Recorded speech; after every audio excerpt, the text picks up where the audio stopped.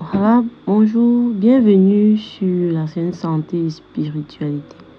Aujourd'hui, nous allons parler de comment faire pour avoir une bonne aura. Déjà, nous allons commencer par expliquer ce que c'est que l'aura. L'aura, dans notre contexte, est la manifestation du champ d'énergie et qui se trouve autour du corps ou de la tête d'un être vivant. L'aura est connue depuis des millénaires et bien décrite par les hindous comme une structure subtile, vibratoire, qui entoure toute réalité de notre monde, l'être humain, mais aussi les animaux, les plantes et les minéraux. Donc l'aura est au-delà de ce que nous pensons.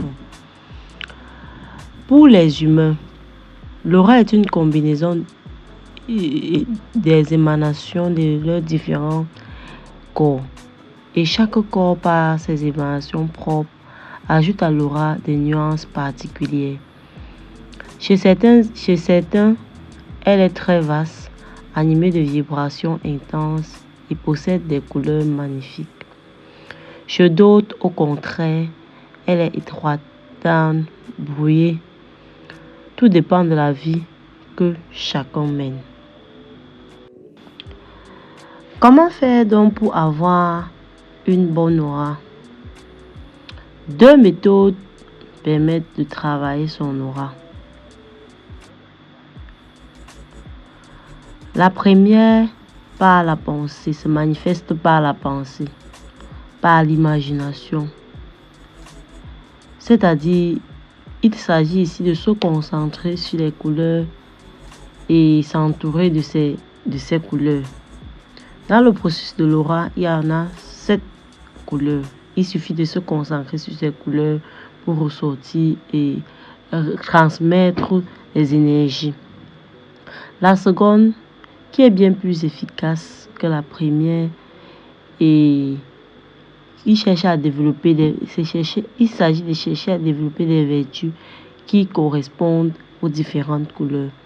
Et là, même si vous ne faites aucun exercice de concentration, en cherchant seulement à cultiver les vertus divines, que vous le vouliez ou non, que vous y pensez ou non, vous tissez peu à peu autour de vous ce vêtement de lumière dont les couleurs apparaissent toujours de plus en plus intenses. De par ma petite expérience, il faut avoir une aura pure pour pouvoir attirer ce qu'il y a de pur. Je m'explique. On peut comparer par exemple l'aura à l'atmosphère qui entoure notre planète, la Terre. Nous avons tendance à parler de l'atmosphère qui filtre les courants auxquels nous sommes exposés. Tout comme la Terre, dans notre aura, il existe une sorte de couche d'ozone qui nous protège des courants nocifs auxquels nous sommes exposés. Quand une personne est capable de supporter la jalousie, les soupçons, la haine, quand elle ne se laisse pas troubler par ces événements extérieurs, c'est qu'elle a su, par son amour et sa sagesse, créer autour d'elle une enveloppe de lumière et elle est protégée. Diverses maladies nerveuses sont dues au manque d'ozone spirituel, donc dans l'aura. Notre aura est aussi un moyen de connaissance des êtres.